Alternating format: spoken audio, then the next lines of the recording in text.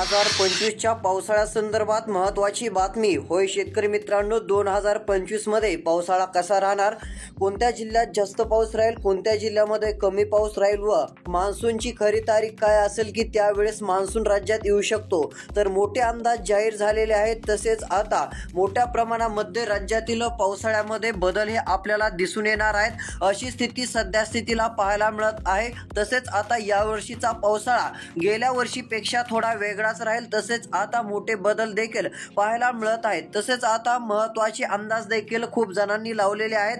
यामध्ये जे आहे ती आता बरेच असे अंदाज देखील लागलेले नुसार यामध्ये पावसाळ्यामध्ये पाऊस कसा राहील, कोणत्या जिल्ह्यात किती पाऊस राहू शकतो, अशी सविस्तर अपडेट आलेली आहे. आता तीच अपडेट मी या व्हिडिओमध्ये सांगणार आहे. त्याकरिता फक्त 2 मिनिटे वेळ काढून हा व्हिडिओ शेवटपर्यंत बघा. बरेच जण व्हिडिओ पाहतात मात्र चॅनलला सबस्क्राईब करत नाहीत, तर चॅनलला सबस्क्राईब करून नोटिफिकेशन बेलला ऑलवरती टाका. जे चॅनलला सबस्क्राईब करतील त्यांना जे आहे ती रोजची रोज हवामानासंदर्भात महत्त्वाचे अपडेट्स पाहायला मिळतील. तसेच तुमचा कोणता जिल्हा आहे कमेंटमध्ये नक्कीच सांगा. तर इकडे बघू शकता सध्या स्थितीला राज्यामध्ये मोठ्या प्रमाणामध्ये पावसाळ्यात होणार बदल, अशी माहिती आलेली नुसार यानुसार येथे सांगितलेलं आहे की राज्यात यंदा मान्सून बरसणार आहे धो-धो. तसेच आता जरी तीव्र उन्हाळा जाणवत असला तरी पावसाळ्यामध्ये मात्र महाराष्ट्रात धो-धो पर्जन्यवृष्टी होणार का, असा प्रश्न उपस्थित केला जात होता. मात्र एक महत्त्वाची बातमी म्हणजे काही जिल्ह्यामध्ये पाऊस चांगला राहणार आहे व काही जिल्ह्यामध्ये खंड देखील पडण्याची दाट शक्यता आहे. मात्र कोणत्या जिल्ह्यात पाऊस चांगला राहू शकतो ते देखील सांगणार आहे. फक्त व्हिडिओ शेवटपर्यंत बघत चला. आता जर पाहायला गेलं तर पंचांगामध्ये देखील मोठे बदल सांगण्यात आलेले आहेत. यामध्ये विचार केला तर सध्या स्थितीला नमूद करण्यात आलेल्या माहितीनुसार आता गुढीपाडव्याच्या दिनी म्हणजे हिंदू नववर्षाच्या पहिल्याच दिवशी पंचांग प्रसिद्ध होत आहेत. तसेच आता देशात मान्सून 4 जून पासून दाखल होणार असल्याची देखील माहिती एक अंदाज देण्यात येत आहे. एकंदरीत जर विचार केला तर यामध्ये सविस्तर सांगण्यात आलेलं आहे की महाराष्ट्रामध्ये कालांतराने मान्सून आता जे आहे ती मोठ्या प्रमाणामध्ये बदल होत चाललेले आहेत. तसेच आता काही ठिकाणी चांगली आता पावसाची शक्यता देखील पाहायला मिळू शकते.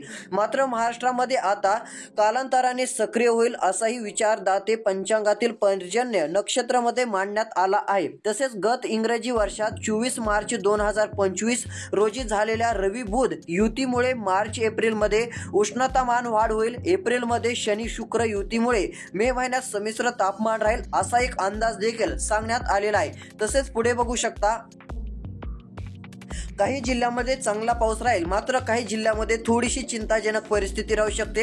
मात्र असं नाहीये की महाराष्ट्रामध्ये दुष्काळच पडेल. मात्र एक महत्त्वाची बातमी म्हणजे पावसासंदर्भात महत्त्वाचं तपशील एक पुढे आलेला आहे. यामध्ये राज्यात यंदा आर्द्रता तसेच आता पुनर्वसू, पुष्य, आश्लेषा, हस्त या नक्षत्रांचा पाऊस बऱ्यापैकी होईल अशी एक माहिती आलेली आहे. तसेच 16 जून ते 15 जुलै आणि 14 ऑगस्ट या कालावधीमध्ये पर्जन्यवृष्टी होईल असं देखील सांगितलेलं आहे. आता इकडे लक्ष देऊन बघू शकता इथे काय सांगितलं आहे तर यंदाचा जर विचार केला तर आद्रामध्ये तसेच पुनर्वसू तसेच पुष्य, आश्लेषा आणि हस्त या नक्षत्रांचा पाऊस बऱ्यापैकी होईल असं इथे स्पष्टपणे सांगितलेलं आहे. यामुळे काही ना काही शेतकऱ्यांना आता या वर्षीच्या पावसाळ्यात चांगला दिलासा मिळू शकतो.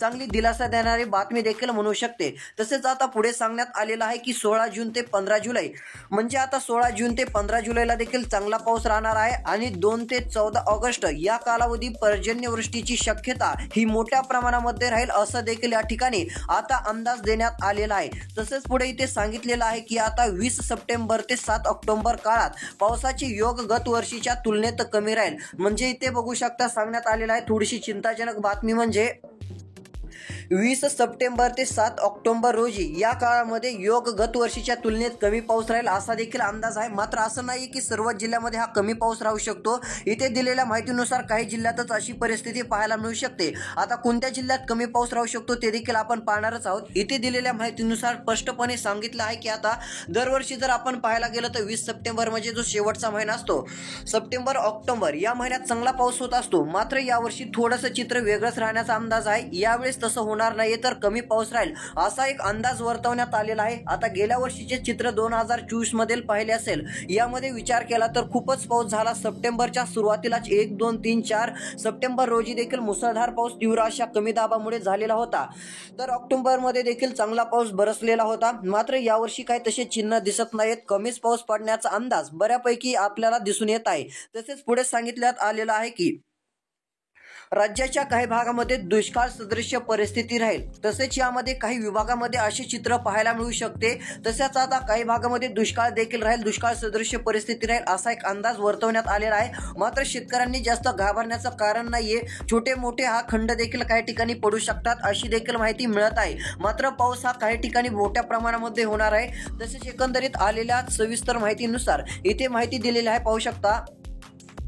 रोजचे ऋतू उत्तेजक रवी बुध युतीचा परिणाम पाहता केरळ किनारपट्टीवर मान्सूनचे आगमन 4 जून पर्यंत होईल। तसेच महाराष्ट्रामध्ये मात्र 16 तारखेपासून मान्सून सक्रिय होईल असे दाते पंचांगात नमूद करण्यात आलेले आहे। म्हणजे इथे सविस्तर दिलेल्या माहितीनुसार सांगितले आहे की ऋतू उत्तेजक रवी बुध आणि युतीचा परिणाम पाहता इकडे बघू शकता केरळ किनारपट्टी म्हणजे जो केरळ किनारपट्टीचा भाग आहे या ठिकाणी मान्सूनचे आगमन जे आहे ते 4 जून पर्यंत होईल। म्हणजे मान्सूनचे आगमन हे भारताच्या केरळच्या किनारपट्टीवर 4 जूनच्या आसपास होणार आहे। तसेच इकडे पुढे सांगितलेलं आहे की महाराष्ट्रामध्ये मात्र 16 तारखेपासून मान्सून सक्रिय होईल।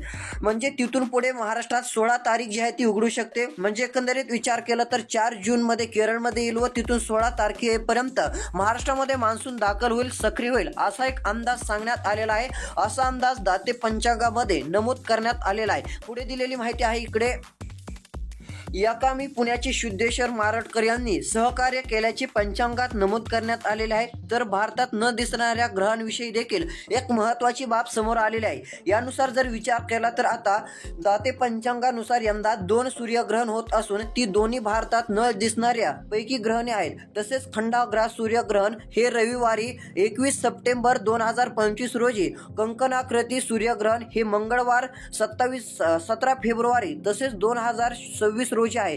त्याचप्रमाणे मात्र दोन्ही ग्रहणे भारतात दिसणारी नसल्याने त्या वैदिक नियमामुळे आता जर पाहायला गेलं तर त्याचे वैदिक नियम पाळू नयेत असं सांगितलेलं असून असे अहवाल आता सादर केले आहेत। ग्रहणाविषयी अंधश्रद्धा न बाळगण्याचे आवाहनही करण्यात आलेले आहे। तसेच पुढे दिलेल्या माहितीनुसार या ठिकाणी एक सविस्तर माहिती दिलेली आहे, इकडे बघू शकता। खग्रास 2 ग्रहणाची चंद्रग्रहणाविषयी माहिती देण्यात आलेली असून आता रविवारी 7 सप्टेंबर 2025 आणि मंगळवारी दिनांक 3 मार्च 2026 रोजी भारतात खग्रास चंद्रग्रहण दिसणार आहेत। तालुका आता जर विचार केला तर 7 सप्टेंबर चंद्रग्रहण रात्रीच्या 2ऱ्या प्रहामध्ये सुरू होत आहे। तर आता 3 मार्चच्या दरम्यान चंद्रग्रहण ग्रस्त देदीत असून भारतात कोठेही या ग्रहणाचा स्पर्श मध्ये दिसणार नाही असं देखील या ठिकाणी स्पष्टपणे सांगितलेलं आहे। एकंदरीत विचार केला तर आता पावसाची या ठिकाणी तारीख सांगण्यात आलेली आहे, ती मेन तारीख देखील जाहीर झालेली आहे। मात्र काही ठिकाणी खंड पडण्याची देखील दाट शक्यता आहे। यामध्ये जर विचार केला तर मराठवाडा असेल, मराठवाड्यातील देखील काही भागामध्ये पावसात खंड पाहायला मिळू शकतात। तसेच विदर्भात देखील पावसामध्ये खंडही दिसूनच येणार आहेत असा एक अंदाज वर्तवण्यात येत आहे। तसेच यामध्ये बीड, लातूर, नांदेड, धाराशिव, हिंगोली, बुलढाणा तसेच अहिल्यादेवीनगर, पुणे तसेच इकडे सोलापूर, कोल्हापूर, सांगली, सातारा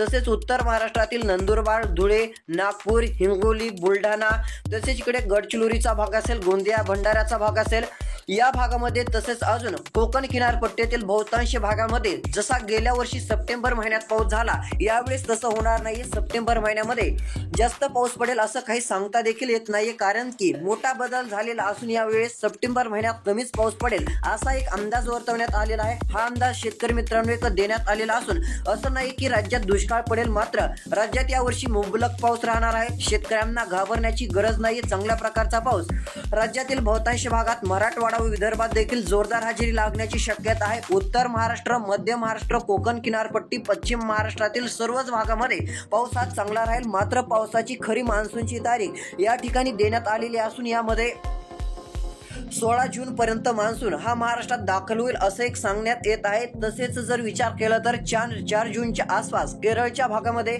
मान्सून हा दाखल होणार आहे अशी एक बातमी समोर आलेली आहे। ही एक महत्त्वाचीच बातमी म्हणावं लागेल। त्यातली त्यात दुष्काळी सदृश्य परिस्थिती कोणत्या भागात निर्माण होऊ शकते का, तर अंदाजानुसार जर पाहायला गेलं तर मराठवाड्यातील काही भागामध्ये थोडासा खंड आपल्याला पाहायला मिळू शकतो। कारण एकंदरीत विचार केला तर ऑगस्टच्या दरम्यान यावर्षी देखील खंड राहण्याची शक्यता ही पाहायला मिळत आहे। मात्र असं नाही की खूपच तीव्रतेचा खंड राहील, छोट्याशा कालावधीचा हा खंड राहू शकतो। पाऊस यावर्षी चांगला राहणार असल्याची माहिती देखील मिळत आहे। यामुळे शेतकऱ्यांना चांगला दिलासा मिळतोय असंच म्हटलं तरी काय हरकत नाहीये। तुमचा जिल्हा कोणता आहे कमेंटच्या माध्यमातून नक्की कळवा।